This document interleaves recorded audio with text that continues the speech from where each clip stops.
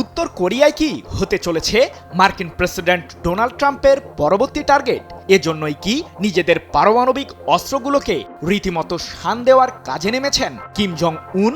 কোরীয় উপদ্বীপে যে যুদ্ধ আসন্ন সে বিষয়টির আঁচ ইতিমধ্যেই করতে পেরেছে উত্তর কোরিয়া। কারণ পার্শ্ববর্তী দেশ দক্ষিণ কোরিয়াতে সাম্প্রতিক সময়ে আশ্চর্যজনক হারে নিজেদের সামরিক উপস্থিতি বৃদ্ধি করেছে যুক্তরাষ্ট্র।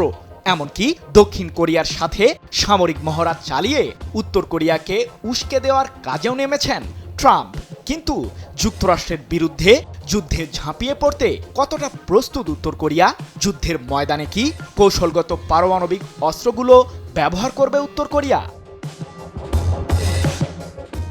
ইরানের বিরুদ্ধে নিজেদের আগ্রাসী রূপ দেখানোর আগে ইসরায়েলের কাছে সামরিক রসদ পাঠিয়েছিল যুক্তরাষ্ট্র। অত্যাধুনিক এয়ার ডিফেন্স সিস্টেম ও যুদ্ধবিমান দিয়ে ইসরায়েলের সামরিক বহরকে শক্তিশালী করেছিল মার্কিন প্রশাসন। যুক্তরাষ্ট্রের ক্ষমতায় যে দল কিংবা ব্যক্তি থাকুক না কেন, ইরান ইস্যুতে মার্কিন প্রশাসন সবসময় আগ্রাসী ভূমিকা পালন করবে সে কথা বহুদিন আগেই বলেছিলেন যুক্তরাষ্ট্রের সাবেক পররাষ্ট্রমন্ত্রী অ্যান্টনি ব্লিংকেন। যদিও চলমান যুদ্ধে যুক্তরাষ্ট্র ও ইসরায়েলকে দাঁত ভাঙা জবাব দিয়েই চলেছে ইরান। তবে ইরানের বিরুদ্ধে যুদ্ধ শুরুর আগে ভেনেজুয়েলার সদ্য সাবেক প্রেসিডেন্ট নিকোলাস মাদুরোকে উৎখাত করে মার্কিন প্রশাসন, যার কারণে ট্রাম্প ভেবেছিলেন একই কায়দায় হয়তো ইরানের ক্ষমতাসীন সরকারকেও উৎখাতে সফল হবেন তিনি। যদিও সে যাত্রায় এখনো সফল হতে পারেননি ট্রাম্প।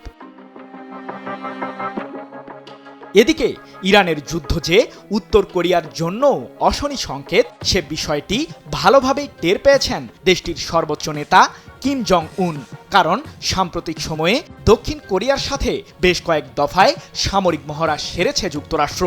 এমনকি দেশটিতে প্রায় ২৮,০০০ সেনা এবং যুদ্ধবিমানের বিশাল এক বহর মোতায়েন করেছে মার্কিন প্রশাসন। সেই সাথে মার্কিন সামরিক বহরের অন্যতম শক্তিশালী air defence system terminal high altitude area defence বা থার্ড ক্ষেপণাস্ত্র মোতায়েন রয়েছে দক্ষিণ কোরিয়াতে।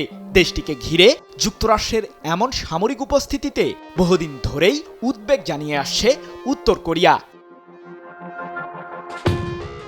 কোরীয় উপদ্বীপে যুক্তরাষ্ট্রের এমন মারমুখী অবস্থানে এবার নিজেদের পারমাণবিক অস্ত্রের বহরকে আরও শক্তিশালী করার দিকে মনোযোগ দিয়েছেন কিম জং উন। এ প্রসঙ্গে উত্তর কোরিয়ার সর্বোচ্চ নেতা বলেছেন, যুক্তরাষ্ট্রের একতরফা শক্তি ও সহিংসতার ফলে সার্বভৌম রাষ্ট্রগুলো এখন তাদের মর্যাদা ও অধিকার হারাচ্ছে। এটি আমাদের শেখায় যে নিজেদের অস্তিত্ব টিকিয়ে রাখতে প্রতিরক্ষা শক্তি জোরদার করা প্রয়োজন, যার কারণে আমরা পারমাণবিক সক্ষমতা আরও জোরদার করা অব্যাহত রাখব। উত্তর কোরিয়ার দীর্ঘমেয়াদী নিরাপত্তার জন্য এটি অপরিহার্য। যুক্তরাষ্ট্রসহ পশ্চিমাদের অবাক করে দিয়ে ২০১৭ সালে উত্তর কোরিয়া জানায় পারমাণবিক অস্ত্রে স্বয়ংসম্পূর্ণ হয়েছে কিম জং উনের দেশটি। সেই ঘটনার পর থেকে মার্কিনী বাণিজ্যিক নিষেধাজ্ঞার ছোবলে পড়ে উত্তর কোরিয়া, যার কারণে পশ্চিমা বিশ্ব থেকে এক প্রকার আলাদা হয়ে যায় পিয়ংইয়ং। কিন্তু যুক্তরাষ্ট্রের সেই নিষেধাজ্ঞার নীতি যে তাদের জন্যই বিপদ ডেকে এনেছে তার উদাহরণ এরই মধ্যে পেয়েছে হোয়াইট হাউস। আমি ভরসা রাখি হিরন স্মার্ট ওয়াটার পিউরিফায়ারে। সম্প্রতি কোরীয় উপদ্বীপে 10টিরও বেশি ব্যালিস্টিক মিসাইল ছুড়ে মার্কিন প্রেসিডেন্ট ডোনাল্ড ট্রাম্পের মনে রীতিমতো ভয় ধরিয়ে দিয়েছেন কিম জং উন। ইরান যুদ্ধের মাঝে যুক্তরাষ্ট্রকে ঘিরে উত্তর কোরিয়ার এমন উত্তাপে ব্যাপক শঙ্কা বিরাজ করছে হোয়াইট হাউসের শীর্ষ কর্মকর্তাদের মধ্যে। শুধু তাই নয়, যুক্তরাষ্ট্রের বিরুদ্ধে যুদ্ধে ঝাঁপিয়ে পড়তে উত্তর কোরিয়া ঠিক কতটা প্রস্তুত সে বার্তাও দিয়েছেন কিম জং উনের বোন কিম ইয়ো জং। এ প্রসঙ্গে সম্প্রতি তিনি বলেছেন, কোরীয় উপদ্বীপকে অস্থিতিশীল করার চক্রান্ত করছে যুক্তরাষ্ট্র। পেশি শক্তি দেখিয়ে এই অঞ্চলকে ভয়াবহ পরিণতির মুখোমুখি করছে ওয়াশিংটন। আমাদের ধৈর্য নিয়ে কখনোই দক্ষিণ কোরিয়া ও যুক্তরাষ্ট্রের খেলা উচিত হবে না।